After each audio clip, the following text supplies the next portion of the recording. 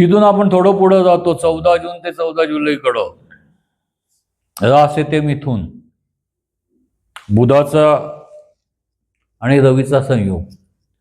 तर कसं आहे, चंद्रानुसार असणारं मिथून, याचे मी तुम्हाला काही टिप्स एका मागचे याच्यात दिलेले आहेत, त्याची लिंक खालती जोडून दिली, ती बघा एकदा. तसंच या लोकांनी काय करू नये याबाबतची लिंक त्या खालती ह्याच्यात दिलेली आहे, तीही लिंक चेक करा, म्हणजे तुम्हाला समग्र मिथून असे कळू शकते. बुधाचा बौद्धिकपणा आणि बुधाचा बडबडेपणा हा मिथून मध्ये जास्त आलेला असतो. अधीरता,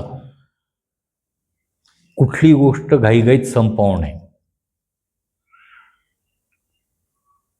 आणि पुढच्या टप्प्यावर जायचा प्रयत्न करणे, नॉनस्टॉप बडबड करणे, या 3-4 गोष्टी या बुधाच्या फेमस गोष्टी आहेत. म्हणजे आपण त्याला लँडमार्क्स म्हणून. जनरली ही माणसं फरडी वक्ती असतात, खूप वेळेला राजकारणी असू शकतात. या व्यक्तींचं एक आहे, या व्यक्तींचा अगदी 16व्या-17व्या वर्षीच उगम होतो. भले ते त्या खूप वेळेला असं असतं की हे व्यवसाय बदलते ठेवतात, खूप वेगवेगळे व्यवसाय करतात. एक आहे, बुधादित्य योग असल्यामुळे यांना पैसा कधी कमी पडत नाही, पण पैसा टिकवूनही तेवढाच ठेवता येतो, ह्याच्यातली गॅरंटी नसते यांच्यावरची. वेगळ्याच गोष्टीच्या नादी लागणं आणि भलतंच काहीतरी करणं ही यांची खासियत असते.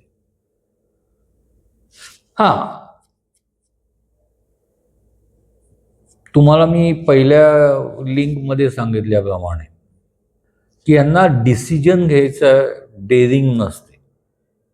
रवी जो डिसिजनचा कारक आहे किंवा राजा आहे, तो इथं थोडासा पतला होतो आणि बुधाचा जोर जास्त वाढतो. तशी ही राशी बुधाच्या आधिपत्याखालती असल्यामुळे आपण ज्याला म्हणून न्यूट्रल राशी आहे. म्हणजे उत्कट प्रेम करणे हेही जमणार नाही आणि उत्कट दुःख व्यक्त करणे हेही त्यांना जमणार नाही. थोडेसे न्यूट्रलवर राहून खेळणारी लोक असतात. मी मगाशी सांगितल्याप्रमाणे 16व्या-17व्या वर्षी त्यांचं पहिलं उत्पन्न सुरू होतं, पण त्याच लाईनीत ते शेवटपर्यंत राहतील असं सांगता येत नाही. साईड बदलणे, वेगवेगळे व्यवसाय करून पाहणे, याचं त्यांना जास्त आकर्षण असतं. पहिल्या 2 आठवड्यातल्या ज्या व्यक्ती असतात त्या खूप वेळेला फसताना दिसतात, कारण समोरचं दिसलेलं लोभस चित्र हे फसवं आहे हे त्यांना ओळखता येत नाही. खूप वेळा नुकसानीत जाऊन ती नुकसान भरून काढण्यातच त्यांचं खूप वेळा आयुष्य जाताना दिसतं. पण एक आहे, यांचं म्हातारपण चांगलं असतं. म्हणजे ॲट द एज ऑफ 48-49 हा त्यांचा टर्निंग पॉइंट असतो. कुठंतरी त्यांना तिथं ते एक स्थैर्य आणि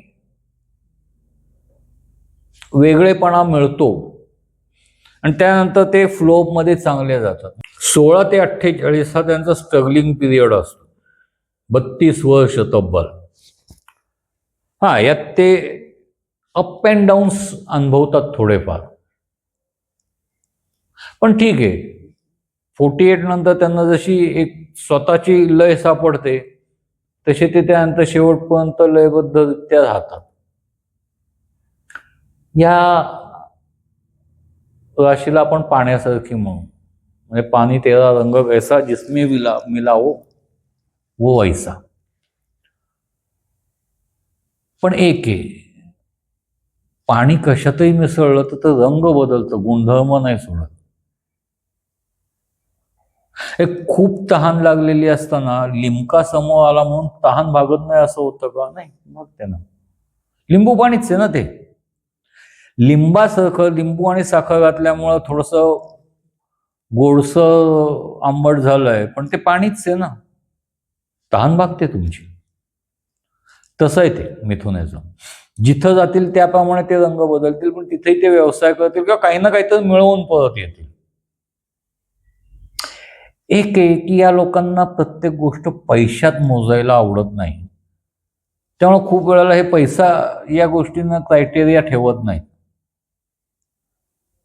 हे आपण म्हणू ना की त्यांनी 100 माणसं कमवली आहेत. तर हे रवी बुधाच्या ऐक्याचं लक्षण आहे. त्यांनी 50 लाख कमावले नाही, 4 माणसं जोडलीत निश्चित आहे. त्याच्याकरता ती प्रसंगी धावून जाणारी आहेत, त्याच्याबरोबर काम करणारे आहेत. एक ही व्यक्ती म्हणजे ही पहिल्या आपण 40 आठवड्याचं एकत्र बोलतो, ही व्यक्ती खूप श्रीमंतही नसते, खूप गरीबही नसते.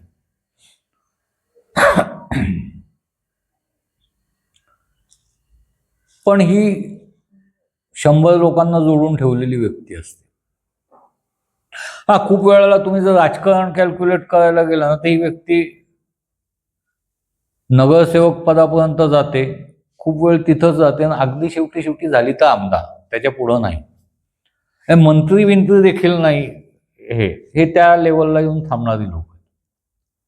हे त्यांचं स्वतःच त्याच्यात जास्त इंटरेस्ट नसतो. 4 लोकांची कामं आपल्याला करता आली ना, बस झाली. आपला शब्द पडलेला उचलला जातोय ना, ओके गुड, मग काय मला पदाची अपेक्षा नाही, असं म्हणणारी लोक सापडू शकतात तुम्हाला या वेळेला. सांगितल्याप्रमाणे आफ्टर 48 मात्र त्यांचं चांगलं लक, त्यांना टर्निंग पॉइंट मिळतो आणि ते नंतर मात्र व्यवस्थित तरी होऊन जातात, त्याला काही प्रॉब्लेम नाही.